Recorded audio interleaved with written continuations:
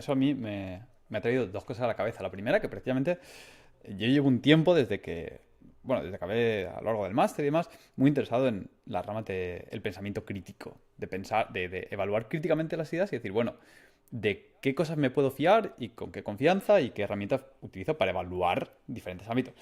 Y pensando mucho, me sorprende negativamente que no haya nada de ese estilo en la carrera de física, precisamente. No vemos en ningún momento nada de teoría de filosofía de la ciencia, no vemos cómo nos podemos engañar nosotros mismos con nuestros propios experimentos, no vemos cómo podemos caer en nuestros propios secos de confirmación. No, todo eso se da por sentado que como eres una de las físicas, una de las ciencias madre, todo eso, tú estás fuera de todo eso. No eres una persona haciendo ciencia, eres el- la ciencia emerge a través de ti, no tienes que pensarlo ni tienes que evaluarlo.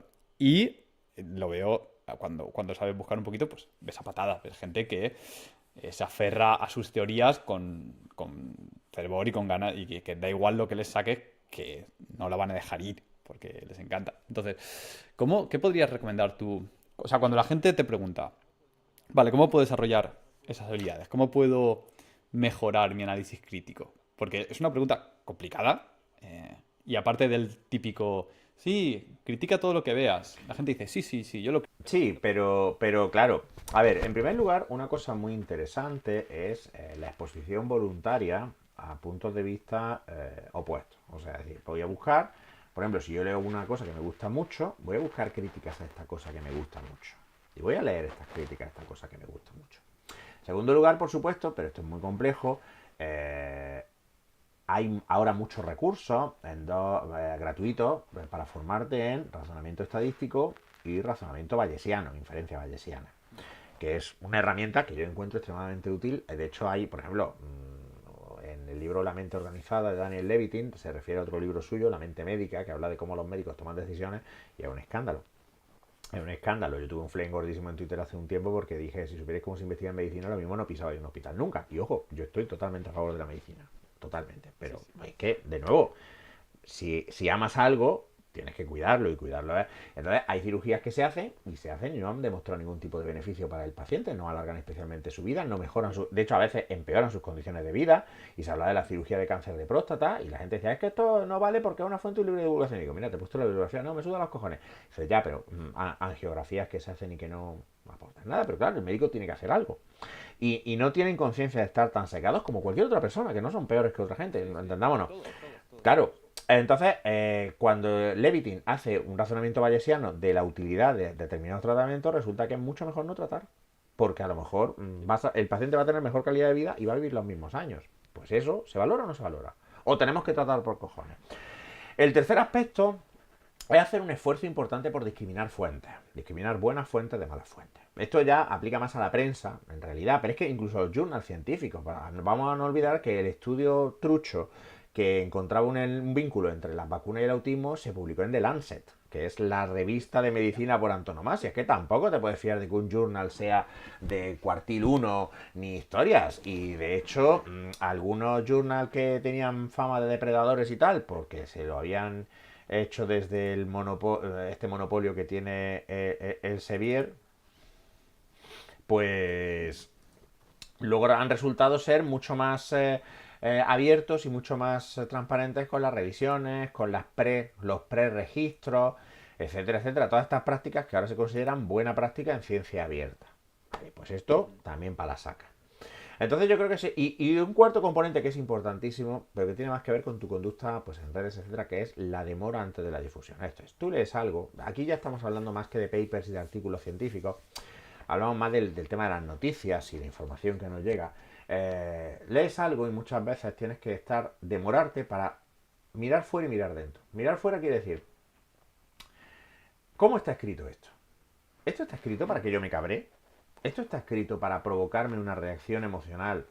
Por ejemplo, ojo, me cabré o que me guste mucho porque va muy en línea con lo que yo pienso.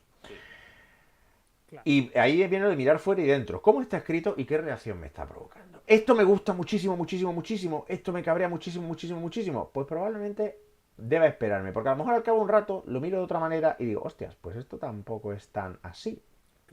Tan así.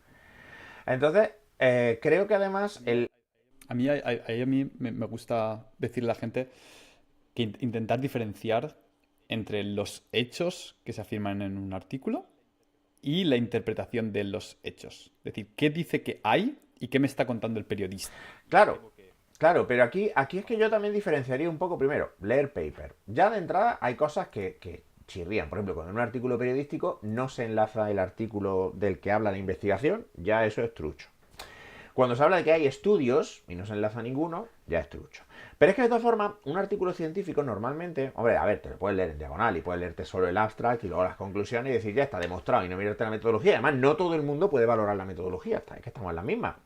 Claro, pero sí es cierto que un artículo científico yo creo que tiene ya la ventaja de que de entrada ya invita un poco más a la reflexión. Suelen ser extensos, requieren tiempo, normalmente no puedes estar haciendo otra cosa. Mientras que un artículo de noticia está mucho más pensado para, de hecho, compartirse sin leer. Por eso Twitter incorporó este botoncito que me pareció una muy buena medida de, ¿no te has leído el artículo? ¿Quieres pinchar en el artículo antes de leértelo?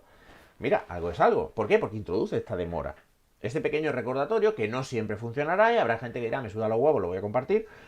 Pero ya ese recordatorio a alguna gente pues le hará replanteárselo. Pues eso está bien. Eso ya está bien. Eh, pero creo que sobre todo tenemos que ser conscientes de cómo se redactan las cosas con el propósito de cabrearnos. Se redactan las cosas con el propósito de facilitar. Y yo creo que la gran crisis del periodismo precisamente es esa. No hay ningún incentivo para verificar las cosas. No hay ningún incentivo para pensar ni para valorar. ¿Por qué no? Porque de lo que se trata de conseguir el clic rápido, se trata de conseguir el, la máxima difusión y el máximo alcance posible. Por ejemplo, un fenómeno que es súper conocido es el hecho de que cuando hay una noticia falsa, la difusión de la noticia siempre es mucho mayor que la difusión de la corrección. Por eso se menciona mucho que la única manera de que las personas podamos parar eficazmente los bulos es para empezar, cuando hemos compartido nosotros un bulo, borrarlo, impedir que otra gente lo siga compartiendo. Y eso es una cosa que se tiene que valorar y se tiene que entender. Que no basta solo con publicar una rectificación, porque la rectificación, además luego hay muchos medios que te hacen la trampa, ¿no? Y a lo mejor en un artículo con una noticia falsa te ponen la rectificación al final del artículo en tipo de letra 4, ¿sabes? Que no se lo va a leer ni su puta madre, porque además mucha gente lo habrá compartido sin entrar, o sea que es que no van a llegar. No, la rectificación tiene que ser aparte y tienes que eliminar el artículo original.